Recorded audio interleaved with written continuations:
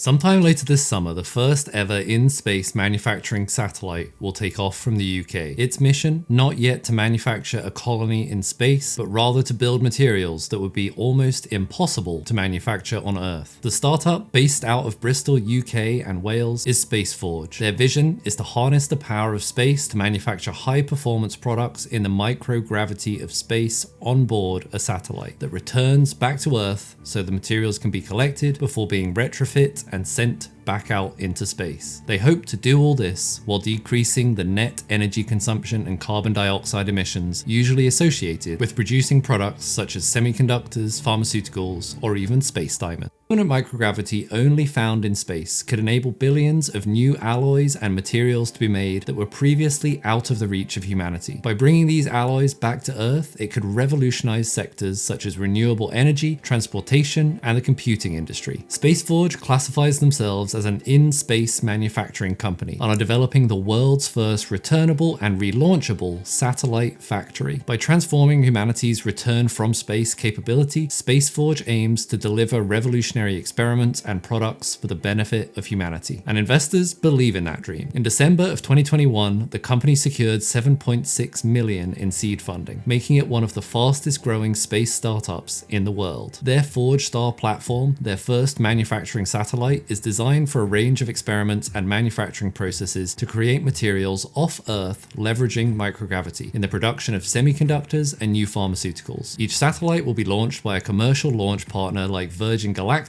or SpaceX, and will consist of an orbital module and a microgravity capsule. For a period of 1 to 6 months, ForgeStar will operate at an altitude of 300 miles, manufacturing products before returning from space to deliver these materials. It will then be refurbished and retrofit to return to service on orbit.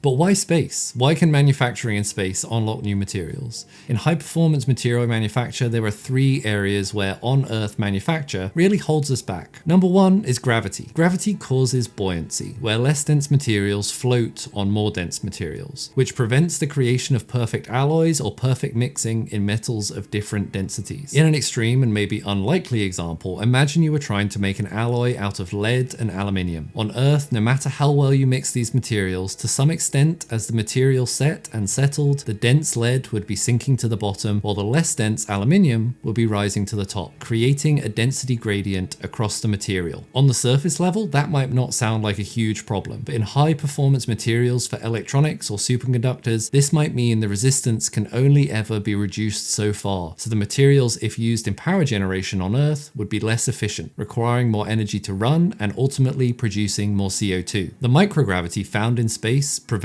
buoyancy, allowing for larger, perfect crystal formation and uniform alloy mixing. Important both in semiconductors for ultimately producing better performing materials that save CO2, but equally in pharmaceutical production to make sure that you get evenly mixed doses of medicine, rather than particularly potent dose or one with no active ingredient at all. Number 2, atmosphere. A similar problem arises from our atmosphere on Earth. The dense ambient atmosphere contaminates even the cleanest of processes. In a hypothetical example for something like chemical vapor deposition or CVD, a material such as diamond or graphene that can be used in high power electronics or batteries is grown in a lab, deposited layer by layer by heating up carbon in a vacuum chamber, causing carbon atoms to float away and flowing them over a cooler surface, allowing the carbon atoms to deposit atom by atom, making a perfect crystal structure of diamond or graphene. On Earth, this is done by pulling a very high vacuum to keep out most, but not all contaminants, and is pretty energy intensive to do. Making use of the natural vacuum of space, which is about 10 trillion times lower pressure than Earth, removes contamination and the need for multi-stage pumps to perform these processes, and ultimately could reduce the net cost required to produce these products. Space manufacture also benefits from extreme temperatures.